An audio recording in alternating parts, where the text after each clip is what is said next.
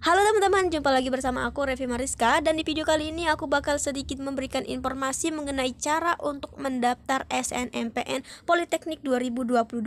Ya, bagaimana caranya? Langsung aja kita mulai ke videonya. By the way, SNPN ini merupakan singkatan dari Seleksi Nasional Masuk Politeknik Negeri tahun 2022.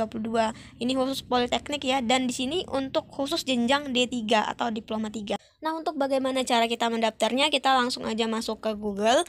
Ketikkan aja SNMPN Politeknik 2022, SNPN 2022 Politeknik gitu ya, nggak apa-apa gitu.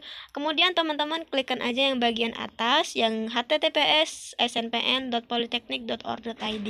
Oke, kita tunggu beberapa saat sampai proses loadingnya selesai. By the way, ini SNPN ini menurut aku jarang banget orang-orang mengetahuinya. Kita ubah situs desktop dulu agar mudah dijelaskan. Nah, di sini ada beberapa informasi mengenai SNPN Politeknik 2022. By the way, ini udah dibuka sejak tanggal 3 Januari kemarin sampai dengan 18 Maret 2022 dan pendaftarannya pun tidak dipungut biaya sekalipun. Nah, bagi teman-teman yang masih bingung mengenai SNPN 2022, teman-teman bisa kepoin channel YouTube aku. Di sana sudah ada video tentang SNPN Politeknik, penjelasan yang cukup informatif yang sudah aku buatkan videonya beberapa hari yang lalu. Oke. Nah, setelah teman-teman masuk ke bagian halaman ini, teman-teman klik bagian yang ini. Kemudian teman-teman klik masuk atau daftar.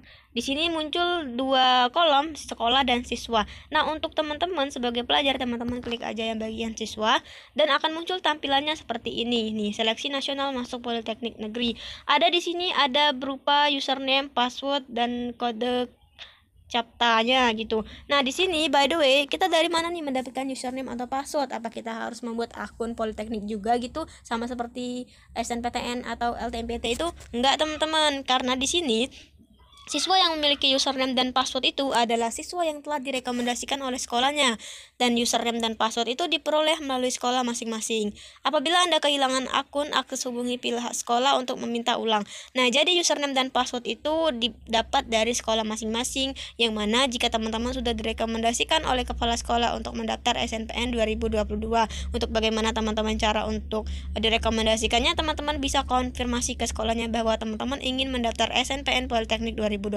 Nah, ketika teman-teman telah memasukkan username, password, dan captcha-nya, teman-teman klik bagian masuk. Berhubung ini merupakan akun dari tahun 2021 kemarin, ini tidak bisa lagi digunakan. Jadi, ketika teman-teman sudah memasukkannya, maka tampilannya akan seperti ini. Nah, muncullah bagian-bagian seperti ini.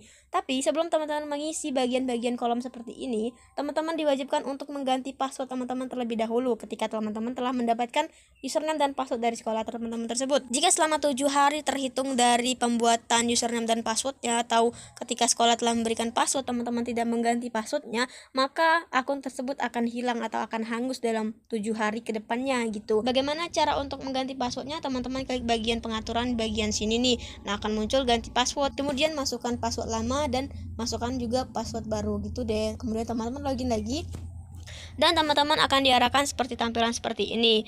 Nah, Anda harus mengisi biodata dan melengkapi mengunggah foto 4x6 maksimal berukuran 500 KB di sini. Nah, ini merupakan kolom biodata yang mana terdiri dari NISN, siswa akselerasi, NIK, sekolah, jurusan, dan nama lengkap teman-teman. Nah, untuk siswa akselerasi ini merupakan siswa percepatan. Jika teman-teman bukan siswa akselerasi atau siswa yang SMA-nya itu 2 tahun, teman-teman bisa pilih aja kolom tidak gitu. Ketika teman-teman telah mengisi biodata ini, teman-teman klik aja bagian simpan seperti ini. Nah, terdapat kecamatan, email, telepon rumah, dan ketika sudah, teman-teman bisa klik simpan. Oke. Nah, ketika teman-teman sudah mengisi kolom biodata, teman-teman isi juga kolom keluarga. Caranya tinggal klik aja bagian kolom keluarga, ini akan muncul tampilan seperti ini. Di sini ada beberapa informasi yang mana kita harus mengisi data keluarga untuk mengunggah scan kartu keluarga, scan penghasilan orang tua, dan scan surat keterangan tidak mampu. Nah, bagaimana tuh Kak cara mendapatkan surat keterangan tidak mampu? Yaitu dengan cara meminta ke lurah atau ke kepala desa teman-teman. Yang mana jika teman-teman berada di desa, teman-teman bisa minta ke kepala desa, dan jika teman-teman berada di kota, teman-teman bisa minta ke kelurahannya. Nah, ketika teman-teman sudah mengisi data keluarga, data ayah, data ibu, teman-teman masukkan file kakak, gaji orang tua, dan masukkan surat keterangan tidak mampu. Nah, Kak, bagaimana jika gaji orang tua itu nggak ada suratnya atau orang tuanya tidak bekerja di suatu instansi? Teman-teman bisa membuat aja surat keterangan bahwa penghasilan orang tuanya sekian-sekian dan ditandatangani oleh RT. Kemudian ketika teman-teman sudah memasukkan ketiga file ini, maka teman-teman klik simpan. Selanjutnya teman-teman masuk ke kolom ekonomi, yang mana di sini terdiri dari kepemilikan rumah, luas tanah, pajak PBB, dan pengeluaran listrik. Nah, kita harus mengisi data ini dengan sebenar-benarnya dan dapat dipertanggungjawabkan karena ini merupakan data ekonomi. Jangan sampai teman-teman salah ataupun disengaja untuk menyalahkan data-data ini. Nah, untuk pajak PBB di sini akan aku bahas, yaitu pajak PBB ini merupakan pajak bumi bangunan. Teman-teman bisa minta kepada kedua orang tuanya, tanyakan kepada orang tuanya. Jika kata orang tua tidak ada pajak PBB, maka teman-teman isi aja dengan 0.000 per tahun. Kemudian teman-teman isi pengeluaran listrik, sumber air, dan lain-lain di sini. Nah, kemudian ketika teman-teman mengisi data ekonomi, kemudian dilanjutkan dengan data raport. Nah, di bagian data raport ini kita harus mengisi data raport, mengunggah scan raport per semester dalam bentuk PDF dengan ukuran maksimal 1 MB dan minimal 250 KB. Jika terdapat dua mata pelajaran yang sama dalam satu semester, misal matematika pengetahuan dan matematika keterampilan, silakan ambil nilai rata-rata dari kedua mata pelajaran tersebut. Jadi jika teman-teman terdapat pengetahuan dan keterampilan, teman-teman bisa jumlahkan terlebih dahulu nilai tersebut, kemudian baru dimasukkan ke kolom di sini. Untuk pengisian rata-rata nilai kejuruan, gunakan rata-rata nilai keterampilan dan pengetahuan. Ini untuk SMK. Kemudian mohon untuk mengunggah scan rapor sesuai dengan orientasi di layar. Nah, di sini terdapat semester, rata-rata, peringkat, dan data nilai. Nah, di bagian peringkat ini teman-teman bisa menggunakan peringkat kelas atau peringkat paralel gitu. Jika teman-teman tidak terdapat peringkat kelas di kelasnya, maka teman-teman bisa menggunakan peringkat paralel atau ranking paralel sekolahnya. Teman-teman tinggal klik aja yang bagian tambah data raport gitu. Nah, ketika itu akan muncul seperti ini pelajaran matematika, bahasa Indonesia, bahasa Inggris. Dan ingat, jangan lupa untuk dijumlahkan terlebih dahulu jika teman-teman terdapat mata pelajaran yang ada pengetahuan dan keterampilannya. Kemudian klik tambah. Setelah itu teman-teman diminta untuk memasukkan dokumen rapotnya atau file raport teman-teman di situ. Jika teman-teman ingin menghapusnya, klik hapus. Jika teman-teman ingin mengubahnya, klik aja bagian ubah yang berwarna kuning ini, oke? Nah, setelah itu ketika teman-teman sudah memasukkan file raport, teman-teman diminta untuk memasukkan file prestasi. Kita bisa memasukkan prestasi terbaik yang pernah kita raih maksimal 6 prestasi. Dan kemudian file bukti atau sertifikat berupa gambar dengan format JPG atau JPG, sertifikat kerja praktek atau TOEFL dan sejenisnya, atau ranking kelas atau sekolah bukan termasuk prestasi. Jadi tidak bisa untuk dimasukkan di bagian ini. Dan pastikan lampiran sertifikat yang kita unggah masih dapat dibaca dengan baik sehingga dapat diproses. Jadi bagi teman-teman yang memiliki prestasi terbaik atau piagam penghargaan, teman-teman bisa masukkan aja di bagian ini nama kompetensi, kategori, skala, jenis juara tahun, dan sertifikatnya. Kemudian jika teman-teman sudah memasukkan data prestasi, maka tampilannya akan menjadi seperti ini. Nah, di sini teman-teman bisa lihat apakah sudah benar prestasi teman-teman. Kemudian jika teman-teman merasa ada yang kurang, klik aja edit. Kemudian lihat sertifikat, teman-teman bisa melihat sertifikatnya. Dan kemudian jika teman-teman tidak ingin memasukkan bagian prestasi ini, teman-teman bisa klik hapus. Dan jika teman-teman ingin menambah prestasinya, silakan klik aja plus data prestasi, oke?